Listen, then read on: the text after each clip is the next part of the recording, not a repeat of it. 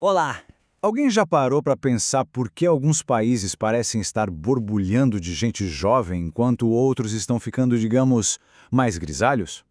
Pois é, a resposta para isso está na demografia.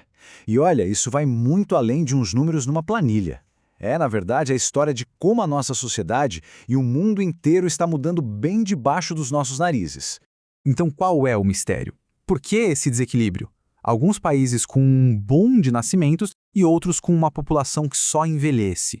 A chave para entender isso está num padrão, quase como um mapa do caminho que, acredite, praticamente todo o país segue em algum momento. Vamos desvendar essa jornada.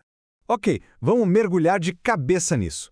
Esse tal mapa tem um nome técnico. É o modelo de transição demográfica. Basicamente, ele divide a evolução de uma sociedade em 4 grandes fases. Cada fase mostra como as taxas de gente que nasce e gente que morre mudam, e com isso transformam o mundo inteiro. Vamos começar lá atrás, na fase 1. Imagina um mundo quase todo rural. As famílias tinham muitos, mas muitos filhos, até porque eles eram vistos como ajuda no trabalho. Só que, ao mesmo tempo, a mortalidade era altíssima, não tinha saneamento, a medicina era precária. O resultado? Nascia muita gente, mas também morria muita gente. A população crescia num ritmo lentíssimo.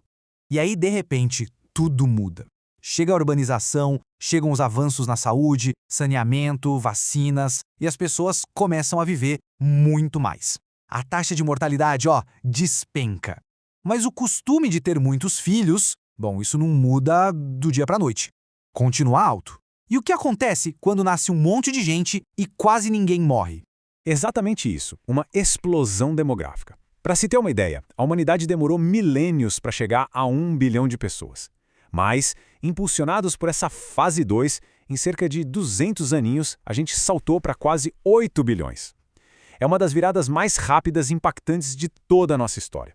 Bom, depois da explosão, vem a calmaria. É a fase 3, quando as taxas de natalidade finalmente começam a cair. Mas por quê? Vários motivos. Nas cidades, o custo de vida sobe e criar filhos vira um investimento altíssimo. Além disso, o acesso a métodos contraceptivos aumenta e, um ponto fundamental, as mulheres ganham mais autonomia, com mais acesso à educação e ao mercado de trabalho. E assim a gente chega na fase 4, que é a realidade hoje em boa parte da Europa, no Japão, as taxas de natalidade e mortalidade ficam baixinhas e se equilibram. O crescimento da população para. Às vezes, até diminui. A consequência mais direta disso, uma população que envelhece cada vez mais, trazendo uma série de desafios novos que a gente vai ver agora. Certo, então já entendemos como a mudança acontece ao longo do tempo. Mas e se a gente quisesse tirar uma foto da população de um país? Um retrato do momento atual? Para isso, existe uma ferramenta gráfica sensacional, a pirâmide populacional. Uma pirâmide populacional é bem simples de entender. Ela organiza toda a população de um lugar por faixa de idade e por gênero. Na base do gráfico ficam os mais jovens, e lá no topo, os mais velhos. O mais incrível é que só de bater o olho no formato dela já dá para saber a história e até prever o futuro daquele país. E aqui a gente vê isso na prática. De um lado, um país na fase 2, aquela da explosão. A pirâmide tem a base super larga, cheia de crianças e jovens. Do outro lado, um país já na fase 4. A base é estreitinha, com poucos nascimentos, e o topo é mais largo, indicando muitos idosos. São duas realidades completamente opostas. Agora, vamos sair da teoria e analisar um caso real, super interessante, que está justamente no meio do caminho entre esses dois extremos. Vamos falar do Brasil e de um fenômeno chamado bônus demográfico. Para descrever o formato da pirâmide populacional brasileira hoje, surgiu uma analogia que é, sinceramente, perfeita e muito criativa. A pirâmide coxinha. É um apelido que captura exatamente a forma única que o Brasil tem nesse momento. E por que coxinha? Porque, diferente das pirâmides clássicas, a brasileira não tem a base larga, ela é mais gordinha no meio.